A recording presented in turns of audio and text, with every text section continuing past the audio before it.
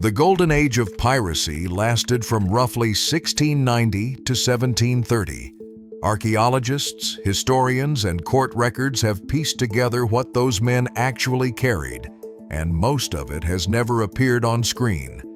These are 10 real pirate weapons, ranked by how brutal and strategically important they actually were. Number 10. The boarding pike.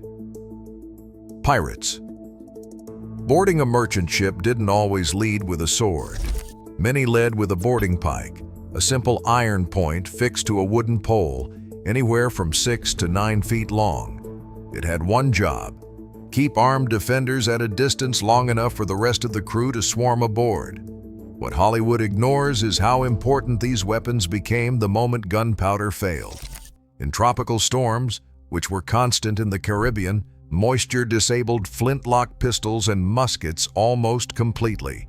When the guns stopped working, pikes, axes, and cutlasses were all that stood between a pirate crew and a counterattack. Just a wet deck, screaming men, and iron on a stick. The pike wasn't glamorous. That's exactly why it worked. Number 9. The buckler shield. Yes, pirates used shields. Not the full Roman tower shield, but a small, round buckler about 12 inches across, light enough to hold in one hand while swinging a cutlass with the other. This combination, small shield plus short sword, is actually where the word swashbuckler comes from. Swash referred to the striking of a sword against a buckler. Pirates who used this pairing were literally called swashbucklers, long before it became a film genre title. The buckler could deflect a blade strike, absorb the shock of a pistol ball at distance, and was simple enough to grab off a body if yours was lost. On a real ship deck, it kept you alive. Number 8.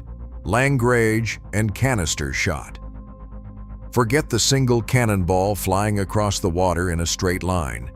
The weapon that genuinely terrorized merchant crews was canister shot, a metal or cloth container packed with what pirates called langrage, broken glass, iron scrap, musket balls, nails, and stones.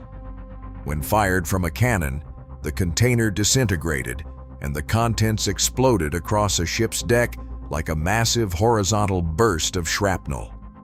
The goal was never to sink the target ship. This is a rule worth fixing in your head right now, because it explains almost every weapon on this list. Pirates wanted to capture a vessel intact, sell it, crew it, or strip it for parts. A sunken ship was a wasted payday. Canister shot let them clear the deck of defenders without punching holes in the hull. One well-timed shot could wound or kill a dozen men standing in the open. Archaeological recovery from the Queen Anne's Revenge wreck site has turned up langrage materials stored directly alongside the ship's cannons, giving researchers a clear picture of exactly how this ammunition was prepared and used in the field. Number 7. Chain shot. 2 iron cannonballs connected by a length of chain. When fired from a cannon, they spin outward in a wide arc and tear through rope, timber, and rigging at speed. Like langrage, this was about profit. By shattering the rigging, pirates stopped the target dead in the water without sending the cargo to the bottom. When chain shot connected with a mast cleanly, it didn't cut through it, it shattered it. Splinters alone could kill or maim multiple crew members.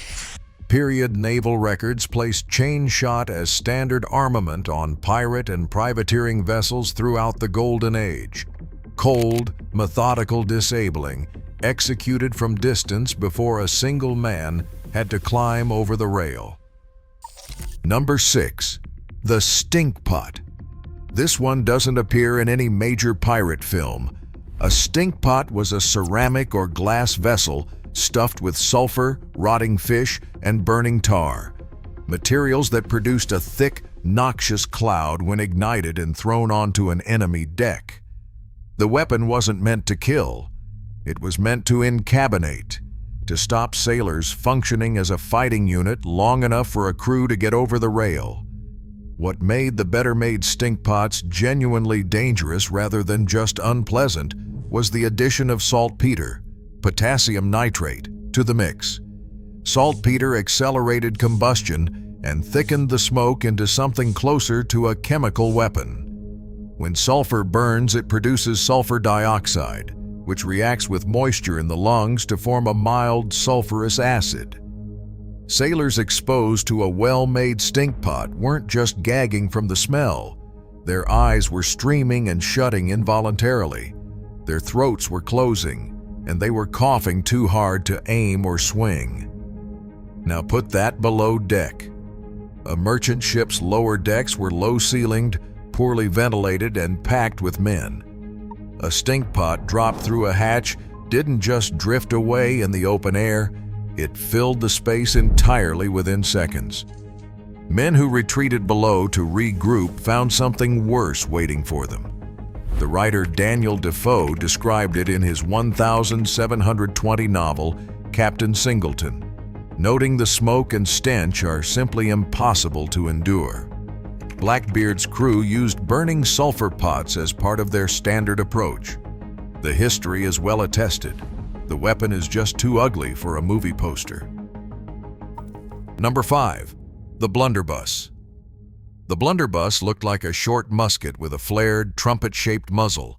It was loaded with pistol balls, scrap iron, rocks, whatever was available, and fired at close range to clear a wide area of deck in a single shot.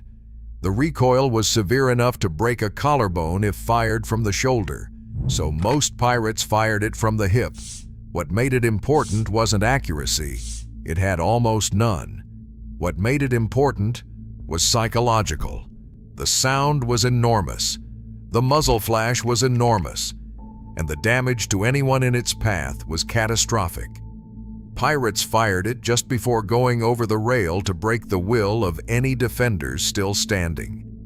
Captain Charles Johnson's 1724 account, A General History of the Pirates, the primary contemporary source on Golden Age piracy, places it as standard shipboard equipment. Number 4. The hand grenade, not the smooth metal oval from modern warfare. The pirate grenade was a hollowed-out iron ball about 5 inches wide, packed with gunpowder and fitted with a wooden fuse that burned for roughly 6 seconds. Light them, throw them onto the deck just before climbing over the rail. Force defenders to scatter at the exact moment the pirates needed an opening. Excavations of the Queen Anne's Revenge recovered approximately 24 grenade examples, more than any other weapon category found on the wreck. Standard kit. Every crew carried them. Chaos doesn't choreograph, which is why this weapon has never had its proper moment on screen. Number 3. The musket. Real pirates named the musket their arm, their primary weapon, the one closest to their identity as fighters. Swords came second. To understand why, you need to understand where the word buccaneer actually comes from. It has nothing to do with the sea. It comes from bucan, a wooden frame used by the indigenous Arawak people of the Caribbean to smoke and cure meat. The men who became the most feared pirates of the Golden Age started as hunters on the island of Hispaniola, curing wild boar and ox over smoky fires, selling the meat to passing ships. They were precision marksmen before they were sailors. The gun was their profession long before piracy was. Alexander Exquemelin, writing in The History of the Buccaneers of America in 1678 from first-hand experience, stated that buccaneers treated the musket as a literal extension of their bodies. Every pirate's contract required him to keep it clean and ready at all times. Failure was a punishable offense. What those hunters brought to naval combat changed how ship battles were fought. Buccaneers weren't firing into crowds, they were sniping. From 200 yards out, Before the ships had even closed enough to use cannon effectively, they targeted the quarterdeck. The captain, the first mate, the helmsman. Kill the officers, and the ship's crew had no one giving orders at the exact moment discipline mattered most. It was a tactic borrowed straight from the hunting field. Neutralize the most dangerous target first, then move in on what's left. The open deck sword duel is a fiction invented for the stage. Fire farms came first. Blades came after the guns ran dry. Number 2. The flintlock pistol, carried in multiples. The flintlock pistol appears constantly in pirate films. What films get wrong is how it was actually used. Pirates didn't carry one. They carried several, tied to bandoliers across their chests so a fired pistol could be dropped without losing it over the rail. Captain Charles Johnson records that Blackbeard wore a sling with 3 braces of pistols, 6 loaded firearms on his body before the fighting started. Bartholomew Roberts carried 4, each preloaded, each ready. That wasn't a duel. That was a walking battery. Firearms were also a prestige object. An ornate engraved pistol tucked into a captain's belt communicated success, status, and danger in a single glance to crew members as much as to victims. It killed people and performed authority at the same time. Number 1. The Jolly Roger, the weapon that required no ammunition. This is the weapon that appears in every pirate film and gets explained correctly in almost none of them. The Jolly Roger was not decoration.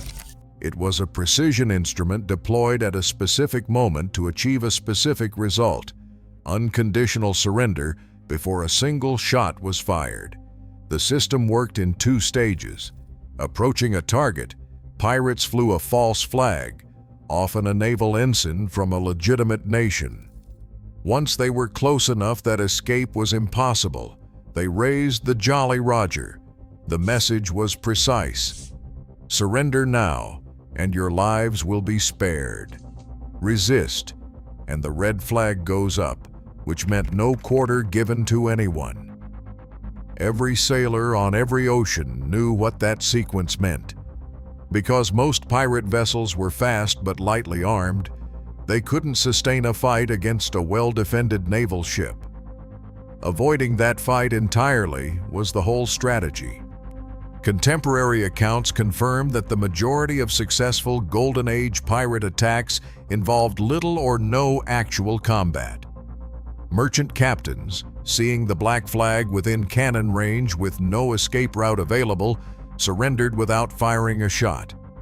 The flag made the weapons underneath it unnecessary. But here is the part Hollywood has never touched. Once a merchant crew surrendered, pirates frequently held what historians have called a pirate court, an informal tribunal in which the captured crew was asked, openly and directly, how their captain had treated them during the voyage. Had he been fair with rations? Had he flogged men without cause? Had he cheated them of wages? If the crew spoke well of the captain, he was typically released unharmed. If they didn't, if they described a tyrant, the pirates administered their own justice. Captains identified as cruel were beaten, tortured, or killed. One documented case involved a captain being forced to eat his own ears. This wasn't random savagery. It was a functioning moral code, applied systematically, specifically targeting the kind of authority figure most of these men had spent their lives being abused by.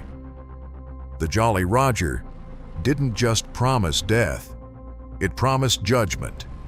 That distinction is exactly what made it so effective, and exactly what no studio has ever had the nerve to put on screen. It was the most effective weapon the Golden Age of Piracy ever produced, and it never drew blood at all. 10 weapons, 1 era, and a story that is messier, colder, and far more calculated than anything Hollywood has put on screen. If this changed how you think about what pirates actually were, leave a like, subscribe, and we'll see you in the next one.